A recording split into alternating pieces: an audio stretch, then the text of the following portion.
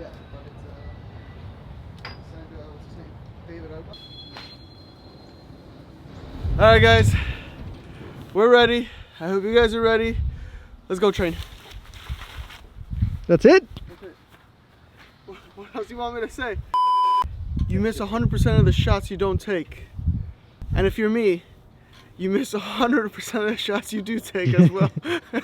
So just pass the ball. You're the only person you can blame for failure.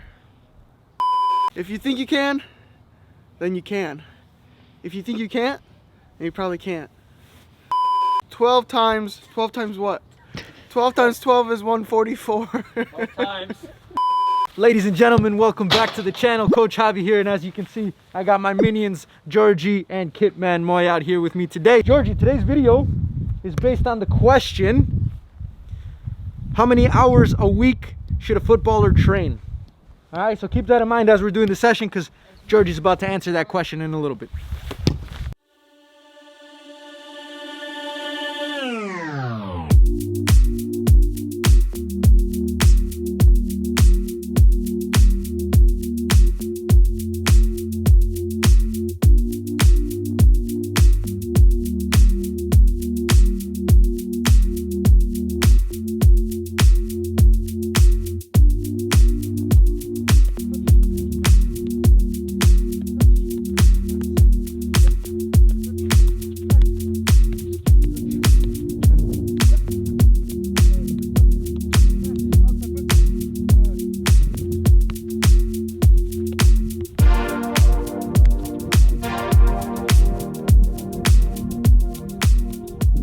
Okay, ladies and gentlemen, we're gonna interrupt this video as usual to answer some subscriber questions, which we still don't have a name for this segment. The question is, how many times should a footballer train in a week? For example, with Detroit City, let's say we have a game on a Saturday, Sunday, recovery day, Monday off, and then Tuesday we'll start back up.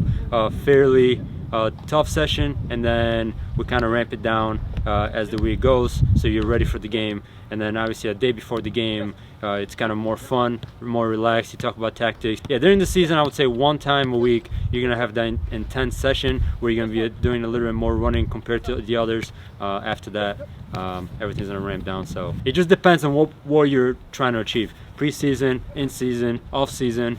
Like for example, in the off-season, as soon as the season's over, now you have time to go to the gym. You have time to kind of get away from soccer for a little bit, recharge. It all depends on what you're trying to achieve, what part of the season. And yeah, my take on that is Georgie was obviously talking a little bit more towards like team training and how you would go about during preseason, postseason, during season with your team. If you're talking about like individual type training and extra training, then it all really just depends on what that team training looks like. So based on that is how many times you're going to be able to go out by yourself. However, if you're getting a lot of playing time, you're not going to be able to do a lot of extra individual training sessions because you're getting that 90 minutes at the weekend. If you're sitting on the bench and then you're not getting that many minutes, obviously you want to go out on your own and get some extra touches. The way I look at this question though is it's not necessarily about how many times you're training or how many hours a week you're training. It's like how much good training you're doing. So I honestly believe that if you go out and you just go through the motions during a training session, you're actually going to leave a worse player than when you came in. So just because you show up and do 2 or 3 hours a day doesn't mean you're actually going to get better. It's all about having good repetitions and making sure that when you're training, you're focusing on what you need to do to get better, but you're not just training to train. And then the other thing for me is it's not just good to train a lot because it looks like you're putting in work and you're out there grinding and stuff like that. You have to listen to your body. So if your body hasn't properly recovered, then it's probably not a good idea to go out and do a high intensity training session. That doesn't mean you have to sit at home. You can do some sort of an active recovery, some sort of a regen session, or it's okay to take days off. If your body needs it,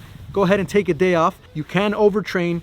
You can work to the point where you're actually making it worse for your body to be able to recover. And on top of that, from a previous video, we talked about nutrition and what players should eat. That's going to play a major part as to what your training days are going to look like and how quickly your recovery is. so from personal experience, this is something that I struggled with in the past when I was 18, 19, 20. I just thought, every single day, work hard, nonstop, stay on the field for 2-3 hours. I would wake up like 4 or 5 in the morning, go to the field, run, work out, go to the gym, come back to the field, train. And then after a while, after you do that day in, day out, your body starts to tear down And I believe that's a huge factor in why I had so many injuries in my career. So listen to your body. It's very, very important to take a day off. What I would suggest is put a plan together, figure out your rest days, figure out when you're going to the gym, when you're gonna work out legs, when you're gonna do plyometrics. Put all that into perspective, put it all together into a nice, good, balanced plan, and you'll achieve greatness. Okay guys, so for the next exercise, it's a dribbling exercise, a little bit of fitness as well because you have to sprint back and forth to get the balls. I'm gonna leave the entire set without editing or without breaking it down so you could see how I did it, how Moises did it, and how Georgie did it. Again, go ahead in the comment section, let me know what you think the differences are and how it looked from all three of us, so you could tell who the kit man is, who the assistant coach is, and who the professional footballer is, or at least I hope you can by the way we do it. So good exercise to improve your fitness. We did only 3 soccer balls, but if you want to do maybe 4 or 5, obviously it's going to be a little bit more intense and a little bit more draining, but that's all up to you.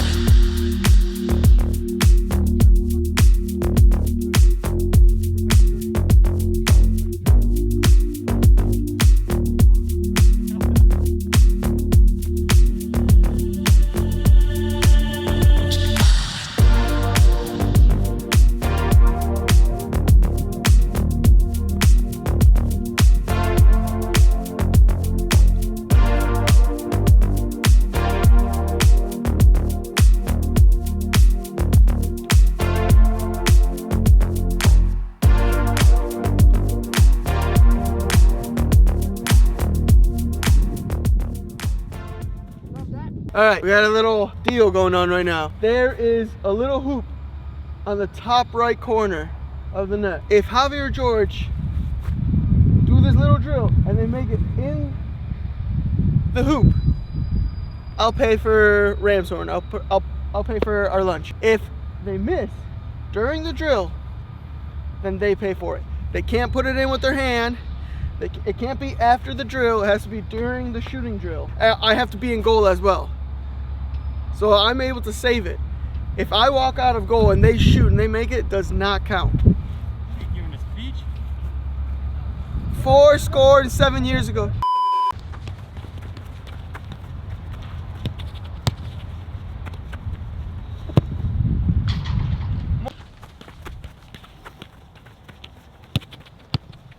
Here we go, here we go.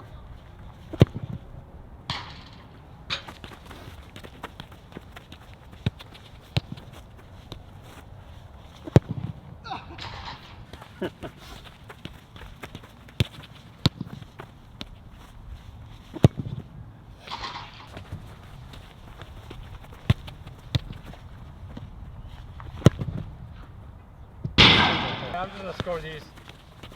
You just say you're not in goal, boy. He doesn't see you. He doesn't see you, boy.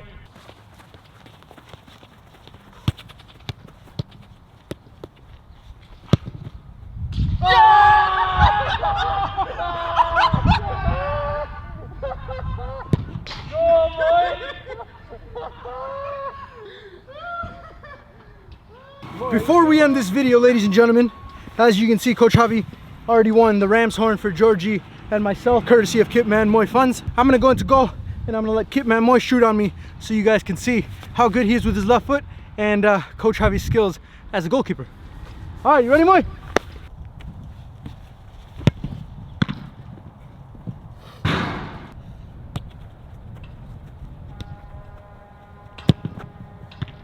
Why are you so dramatic?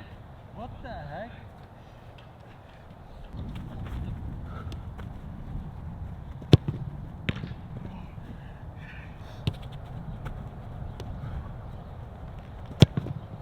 Oh! He's scared.